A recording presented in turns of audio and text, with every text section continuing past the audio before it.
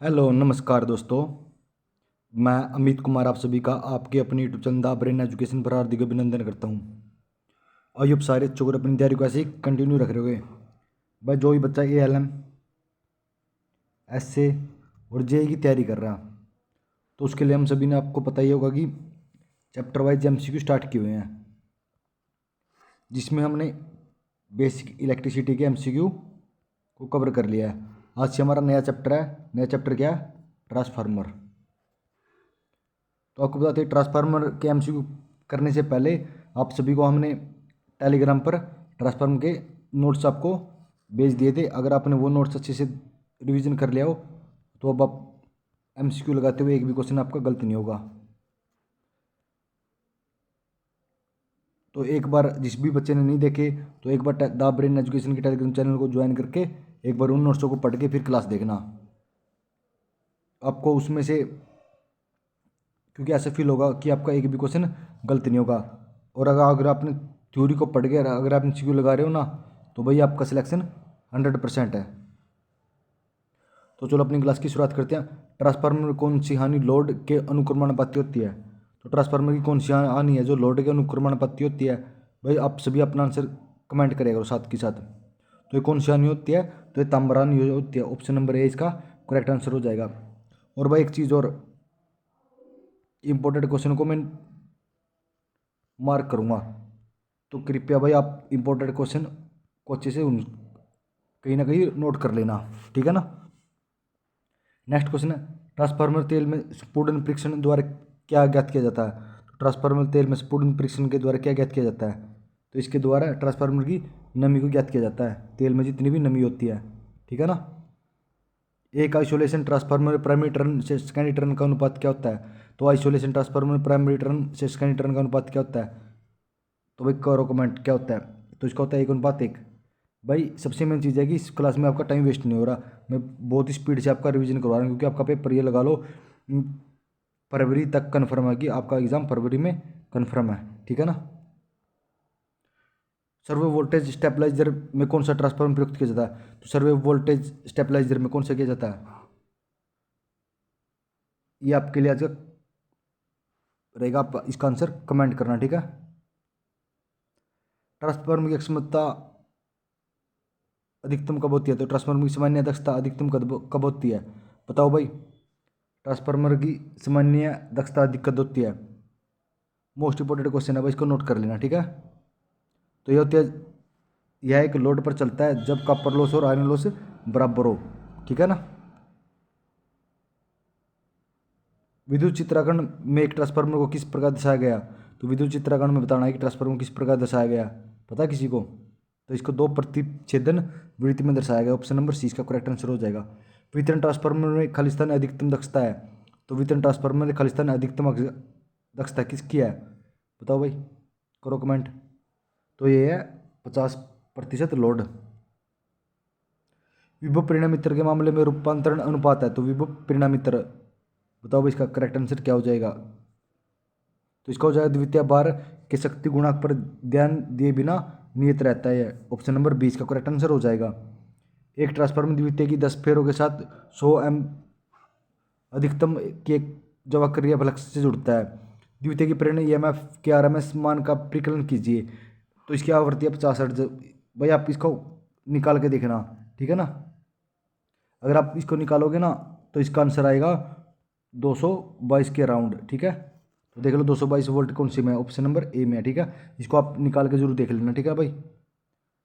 आपको भाई जितने भी मैथ कैलकुलेशन वाले जितने भी चैप्टर के या लगा लो बेसिक इलेक्ट्रिसिटी के, ट्रांसफार्मर के, DC डिवाइस के, जिसके भी कैलकुलेशन वाले जितने भी कैलकुलेशन के क्वेश्चन बनते हैं ना, तो उनको एक एक दिन सबको लाइव क्लास में आपको अच्छे से उनका रिवीजन करवाया जाएगा, ठीक है। आमतौर पर 100 किलोवाट तक के निम्न अक्षमता वितरण परिणामित्र के लिए किस प्रकार की शीतलन विधि का उपयोग किया जाता है? बताना भी 100 किलोवाट के लिए शीतलन विधि कौन सी होती है, पता है किसी को? तो इसके लिए होती है प्रकृति वाताशीलन होता है, ठीक है। कौन से ट्रांसफार्मर का इनपुट की तुलना में निम्न आउटपुट वोल्टेज है? बताना कि कौन सा ट्रांसफार्मर में होती है ये, पता है किसी को? तो ये होती है step down transformer. Step down कौन से में? Option number a step down, जिसे अवकरण ट्रांसफार्मर भी कहते हैं। उस ट्रांसफार्मर को क्या कहा जाता है जिसमें आउटपुट वोल्टेज इनपुट वोल्टेज से अधिक होती है। भाई आउटपुट वोल्टेज इनपुट वोल्टेज से अधिक होती है तो उसे कौन सा ट्रांसफार्मर कहा जाता है? भाई मोस्ट इंपोर्टेंट क्वेश्चन है, तो इसे कहा जाता है स्टेप अप ट्रांसफार्मर। कौन सा? स्टेप अप ट्रांसफार्मर उसे कहा जाता है। एक ट्रांसफार्मर कोर में लैमिनेट किस प्रकार से की जाती है? तो एक ट्रांसफार्मर कोर में लैमिनेट किस प्रकार से की जाती है, पता है किसी को? अगर पता हो तो आंसर कमेंट करो। तो एडी करंट लॉस को कम करने के लिए ऑप्शन नंबर डी इसका करेक्ट आंसर हो जाएगा। ठीक है। एक ऑटो ट्रांसफार्मर का उपयोग किया जाता है, तो एक ऑटो ट्रांसफार्मर का उपयोग कहाँ पे किया जाता है, पता है किसी को? ऑटो ट्रांसफार्मर का उपयोग किया जाता है जब परिवर्तन अनुपात कम हो। ठीक है ना। अगर भाई आपने इस क्लास की पीडीएफ चाहिए तो आप ब्रेन एजुकेशन टेलीग्राम चैनल को ज्वाइन कर लेना, वहाँ पे डेली की पीडीएफ आपको प्रोवाइड करवाई जाती है। खालिस्तान वह है जिसमें एक सिंगल वाइंडिंग प्राथमिक और द्वितीय दोनों वाइंडिंग के रूप में कार्य करती है, तो कौन सा ट्रांसफार्मर है जिसमें सिंगल वाइंडिंग प्राथमिक वाइंडिंग और द्वितीय वाइंडिंग दोनों के रूप में कार्य करती है, बताओ भाई? तो ये है एक ऑटो ट्रांसफार्मर। ये तो क्वेश्चन भाई मैंने जब आपके पास मैंने नोट्स भेजे थे ना तो उसमें मार्क किया हुआ है कि मोस्ट इंपोर्टेंट क्वेश्चन है। ट्रांसफार्मर निम्न आवृत्ति में परिवर्तन होने पर न्यूनतम प्रभावित होता है, तो कौन सा होता है वो, बताओ भाई? ट्रांसफार्मर निम्न आवृत्ति में परिवर्तन होने वाला न्यूनतम प्रभावित है, तो क्या चीज़ है ये, पता है किसी को? तो ये है यूनिटी पावर फैक्टर, जिसे इकाई शक्ति गुणा कहते हैं। ऑप्शन नंबर सी इसका करेक्ट आंसर हो जाए। कौन सा? इकाई शक्ति गुणा, जिसे यूनिटी पावर फैक्टर बोलते हैं। ट्रांसफार्मर बहुरानी या निम्न में से होती है, ट्रांसफार्मर बहुरानी को किस में होती है, पता है किसी को? तो सेकेंडरी वाइंडिंग में होती है, जिसे द्वितीय कुंडलन भी कहा जाता है। ले भाई ये क्वेश्चन भी है आपका, तो इसमें बोल रहा है 250 डिवाइड 3000 वोल्ट 50 अर्जर, तो इसको बताना कि प्रति मोड कितना हो जाएगा EMF। तो द्वितीय मोड की गणना करनी है, बताओ भाई? इसका देखते हैं किसी बच्चे को आता है ये। तो इसका राउंड आता है भाई 372 के राउंड आता है। देख लो 372 किसके आसपास है, तो ये ऑप्शन नंबर सी 375। ठीक है ना। पिरामिड गुण मशीन के कोर बनाने के लिए उपयोग की जाने वाली सामग्री के लिए सक्रियण BH पास क्षेत्र होना क्योंकि वांछनीय है, तो कौन सा वांछनीय है इनमें से, पता है किसी को?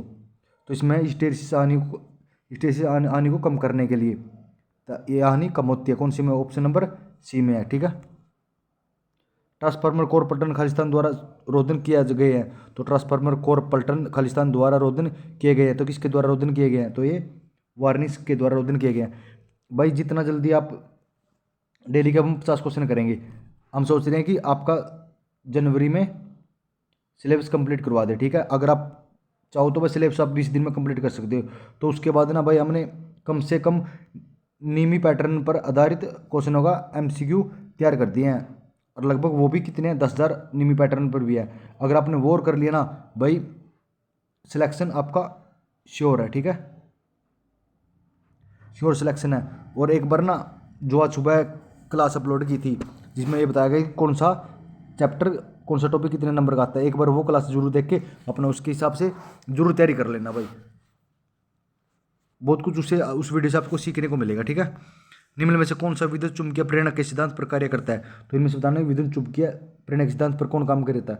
भाई इसको तो सभी को पता ही होगा, क्या पढ़ रहे हैं हम? ट्रांसफार्मर। तो ट्रांसफार्मर विद्युत चुम्बकीय प्रेरणा के सिद्धांत पर काम करता है। स्थैतिक प्रेरित EMF स्टेबलेबल EMF एक उदाहरण है, तो किसका?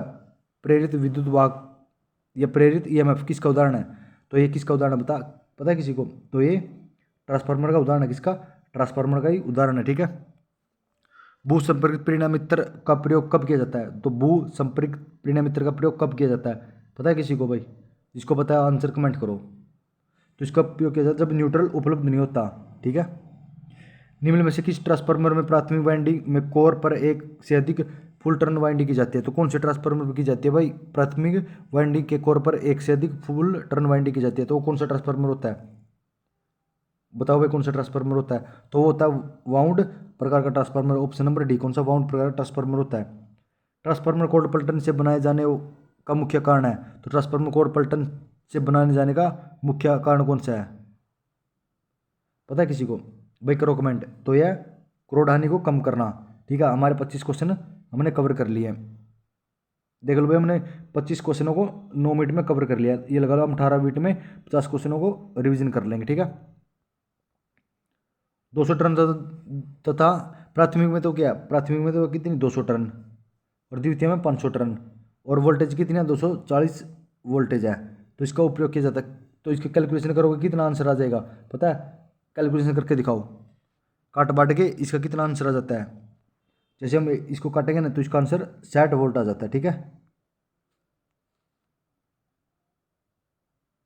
खुला परिपथ परिणामीतर का वाट मीटर पाठ्यांक 900 वाट है और पूर्ण बार पर लघु पथ परीक्षण में 1600 वाट है। तो आधर बार पर लोह हानि क्या होगी? तो लोह हानि कितनी हो जाएगी पता है किसी को? बताओ भाई कितनी हानि हो जाएगी ये? तो ये हानि होती है लगभग 900 वाट के आसपास हानि हो जाती है, ठीक है। किसी स्थिर वोल्टता ट्रांसफार्मर में किसी प्रेरित विद्युत वोल्टेज पर द्वितीयक पेस्टन वेस्टर्न की प्रतिबाधा संधारित्र के आर पार प्रतिबाधा के तुल्य हो जाएगी। तो परिपथ में इस अवस्था को क्या कहते हैं? तो एक बोल रहा है वोल्टा ट्रांसफार्मर में प्रेरित विद्युत द्वितीयक वोल्टा पर द्वितीय पेस्टन की प्रतिबाधा जो द्वितीय वोल्टा पर और द्वितीय वेस्टर्न की प्रतिबाधा आ जाती है। तो ये कौन से में होता है? तो कौन सी अवस्था में हो जाता है ये बता किसी को? भाई करो कमेंट। तो ये होता है अनुनाद में, ठीक है। यदि के परिगमन अनुपात है तो R2 का मान क्या होगा? तो R2 का मान कितना हो जाता है भाई? अगर के ट्रांसफार्मर रेशो का अनुपात है, ठीक है, तो R2 बताना है। बहुत ईजी क्वेश्चन है भाई ये क्वेश्चन। नहीं लास्ट टाइम शायद बिहार में भी एग्जाम हुआ था, उस एग्जाम में ये क्वेश्चन पूछा गया था, ठीक है। तो ये होता है R2 क्या? तो R2 बटा के 2 हो जाता है। ये कौन सी ऑप्शन नंबर डी में। ट्रांसफार्मर का पूर्ण क्या बोल रहा है? 1000 kilowatt 2500 divide 250 volt 50 hertz transformer का पूर्ण बार प्राथमिक धारा ज्ञात कीजिए। तो इसकी फुल लोड प्राइमरी करंट ज्ञात करना है। तो इसका कितना हो जाता है पता है किसी को? तो इसका होता है 40 एम्पियर।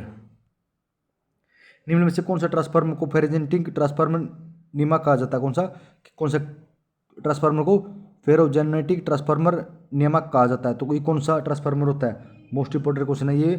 कांस्टेंट वोल्टेज ट्रांसफार्मर होता है। ऑप्शन नंबर ए इसका करेक्ट आंसर हो जाएगा। जब 2 कला या 3 कला परिपथों में प्रयोग करने के लिए एक कला परिणामीतर श्रेणी या समांतर से जुड़े हैं तो इसे क्या कहा जाता है? भाई 2 कला तथा 3 कला परिपथों में प्रयोग के लिए एक कला परिणामीतर को श्रेणी या समांतर में जोड़ा जाता है तो उसे क्या कहा जाता है? तो उसे कहा जाता है 3 फेज कनेक्शन कहा जाता है। अगर 2 और 1 एक साथ जुड़ गए तो कौन सा है? वो ऑटोमेटिक 3 कला हो जाते हैं। एक ट्रांसफार्मर में ब्रीदर लगाया जाता है। तो ट्रांसफार्मर में ब्रीदर क्यों लगाते हैं? तो शोषण के दौरान हवा से नमी को सोखने के लिए ब्रीदर का उपयोग किया जाता है। ट्रांसफार्मर में सिलिका जेल ब्रीदर का उपयोग खालिस्तान के लिए किया जाता है। ट्रांसफार्मर में सिलिका जेल ब्रीदर का उपयोग खालिस्तान के लिए किया जाता है पता है किसी को? तो ब्रीदर में सिलिका जेल का प्रयोग क्यों करते हैं? मोस्ट इंपॉर्टेंट क्वेश्चन है भाई, इसको भी नोट कर लेना। तो ये करते हैं नमी का अवशोषण रोकने के लिए। क्षैतिज हानियाँ जिसे हिस्टेरिसिस लॉस इनमें से किस पर निर्भर नहीं करता? तो बताना भाई हिस्टेरिसिस लॉस किस पर निर्भर नहीं करता? तो ये पदार्थ के आयतन पर निर्भर करता है, अधिकतम फ्लक्स पर करता है और आवृत्ति पर, लेकिन परिवेशन के तापमान पर ये निर्भर नहीं करता। कौन सी वाइंडिंग ट्रांसफार्मर की गाढ़ा घुमावदार से संबंधित नहीं है? तो गाढ़ा घुमावदार से संबंधित कौन सी नहीं है भाई? ALM के 2020 में पूछा गया क्वेश्चन था ये। तो ये तो है क्रॉस भी है, हेलिकल भी है और डिस्क भी है, लेकिन सैंडविच नहीं है। जब ट्रांसफार्मर की प्राथमिक वाइंडिंग 240 वोल्ट की आपूर्ति के साथ संयोजित है और प्राथमिक और द्वितीय गुणों का अनुपात 1:4 है, तो भाई 1:4 है तो क्या कितना हो जाएगा ये? अगर 240 का हम 4 से कैलकुलेशन करेंगे तो ये 960 के राउंड हो जाता है, 960 वोल्ट हो जाता है, ठीक है। एक परिणामीतर 200 विवर्तन प्राथमिक वाइंडिंग है। यदि वाइंडिंग में 240 वोल्ट का वोल्टेज दिया गया है और अधिकतम अभिभाग 5 MVWP है तो दी गई वोल्टता की आवृत्ति कितनी होगी? तो इसकी आवृत्ति कितनी हो जाती है? तो इसकी आवृत्ति 54 हर्ट्ज हो जाती है। निम्न में से कौन सा ट्रांसफर इनपुट की तुलना में कम वोल्टेज आउटपुट दे? तो कौन सा भाई इनपुट की तुलना में कम आउटपुट देता है, वोल्टेज आउटपुट देता है? बताओ भाई इसका आंसर। तो ये होता है स्टेप डाउन ट्रांसफार्मर।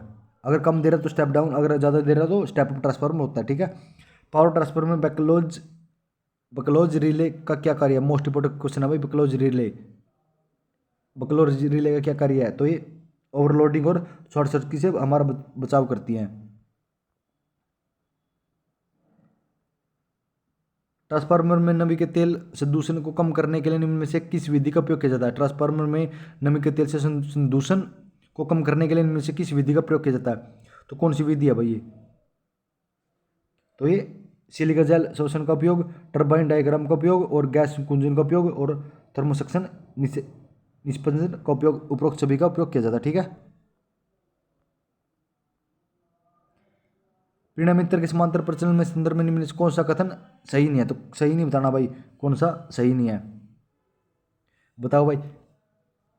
प्रीणामित्र में समान वोल्टेज अनुपात होना चाहिए, ये तो ठीक है। प्रीणामित्र में समान रूपांतरण अनुपात होना चाहिए, ये भी ठीक है। प्रीणामित्र में समान आवृत्ति पर चलाया जाना चाहिए, ये भी ठीक है। लेकिन ये क्या है? प्रीणामित्र में समान केवीए का अनुपात होना चाहिए, ये नहीं है। ऑप्शन नंबर डी इसका करेक्ट हो जाएगा। ठीक है। प्रीणामित्र की शक्ति दक्षता अधिकतम खालिस्तान होती है। प्रीणामित्र की शक्ति दक्षता, ट्रांसफार्मर की शक्ति दक्षता अधिकतम कब होती है बताओ भाई? तो ये होती है जब वह एक बारित होता है, तांबे की यानी लोहे की यानी से समान होती है। स्टेप अप ट्रांसफार्मर निम्न में से वृद्धि करता है। स्टेप अप ट्रांसफार्मर निम्न में से वृद्धि करता है, तो किसकी वृद्धि करता है स्टेप अप ट्रांसफार्मर? तो ये वोल्टेज की वृद्धि करता है। ट्रांसफार्मर लीकेज फ्लक्स खालिस्तान पर निर्भर करता है, तो लीकेज फ्लक्स किस पर निर्भर करता है? तो ये करता है लोड करंट पर। एक ट्रांसफार्मर का के ओपन सर्किट टेस्ट में कौन सा पैरामीटर निर्धारित किया जाता है? तो एक ट्रांसफार्मर के ओपन सर्किट में कौन सा पैरामीटर निर्धारित किया जाता है पता है किसी को? तो इसमें किया जाता है चुंबकीय प्रतिक्रिया, कोर हानि, प्रतिरोध। प्रीणामित्र में प्रत्यक्ष लोडिंग परीक्षण में खालिस्तान ज्ञात करने के लिए प्रीणामित्र ट्रांसफार्मर निर्धारित घंटों के लिए इसकी निर्धारित दरता के लिए लोड किया जाता है। तो किसके लिए लोड किया जाता है भाई ये? तो ये क्या बोल रहा है? तो ये बोल रहा है ट्रांसफार्मर के प्रत्यक्ष लोडिंग परीक्षण, डायरेक्ट लोडिंग टेस्ट में खालिस्तान ज्ञात करने के लिए ट्रांसफार्मर को निर्धारित घंटों के लिए इसकी निर्धारित दरता के लिए लोड किया गया जाता है। लोड क्यों किया जाता है भाई इसको पता है किसी को? मोस्ट इंपोर्टेंट क्वेश्चन, तापमान वृद्धि के लिए। ठीक है। स्टोक्स संयोजन को खालिस्तान में बदलने में उपयोग किया जाता है। स्टोक्स संयोजन मोस्ट इंपोर्टेंट है भाई। स्टोक कनेक्शन तो किसके लिए किए जाते हैं पता है किसी को? बताओ भाई स्टोक कनेक्शन क्यों किए जाते हैं? तो ये किया जाता है 3 फेज आपूर्ति को 2 फेज आपूर्ति में बदलने के लिए। ट्रांसफार्मर में प्रवेश करने वाली नमी को रोकने के लिए ब्रीदर के अंदर उपयोग किया जाने वाला पदार्थ खालिस्तान होता है। तो कौन सा पदार्थ होता है? तो ये सिलिका जेल होता है। ठीक है। निम्न में से किस प्रकार ट्रांसफार्मर में द्वितीयक कुंडली को हमेशा बंद रखा जाता है? तो कौन से ट्रांसफार्मर में द्वितीयक कुंडली को हमेशा बंद रखा जाता है? तो ये रखा जाता है धारा ट्रांसफार्मर। कौन से में? धारा ट्रांसफार्मर में। भाई अगर आपने 18 मिनट में हमने 50 क्वेश्चन कर लिए हैं, अगर आपने क्वेश्चन भाई अच्छे लगे तो जरूर कमेंट करना भाई। देखो डेली आपको मैं नोट्स भी दे रहा हूँ ALM वालों के लिए, SC वालों के। अगर कोई भी भाई इतना कर सकता नहीं कि भाई एक तो आपको उसी चैप्टर के MCQ आपको करवा रहा है, ठीक है, उसके बाद आपको भाई नोट्स दे रहा है, वो भी फ्री ऑफ कॉस्ट। अगर भाई मैं चाहता तो मैं भी बोल देता कि पेड, सब कुछ पेड है। और अगर आप 50 बंदे जुड़ रहे हैं ना, 50 में से ये लगा लो 40 बंदे वो पेड नोट्स जरूर खरीदते, क्योंकि आज के टाइम आपको सिलेक्शन जरूर चाहिए। और वैसे एक चीज़ आपको भी पता और मेरे को भी पता है कि फ्री के कंटेंट की, या मैं हूँ चाहे आप हो, कोई भी कदर नहीं करता। तो सिर्फ आपसे एक ही रिक्वेस्ट है भाई, अगर आप 50 बंदे देख रहे हैं ना, तो वह 50 बंदे दिल से देखो, डेली का कमेंट किया करो। मेरे को जरूरत नहीं है कि अगर आप 50 देख रहे हो तो क्या बंदे की मेरे को जरूरत नहीं है, लेकिन मैं चाहता हूँ अगर आप 50 देख रहे हैं तो 50 के 50 आप सिलेक्शन लेके जाओ, क्योंकि अगर आप 50 सिलेक्शन लेके जाओगे ना हमसे पढ़ के, तो कल को आप और 50 को भी बोलोगे कि वहाँ से पढ़ लो ना, तो आपका टाइम वेस्ट होता। ठीक है, मिलते हैं नेक्स्ट वीडियो में जल्दी ही। जय हिंद, जय भारत।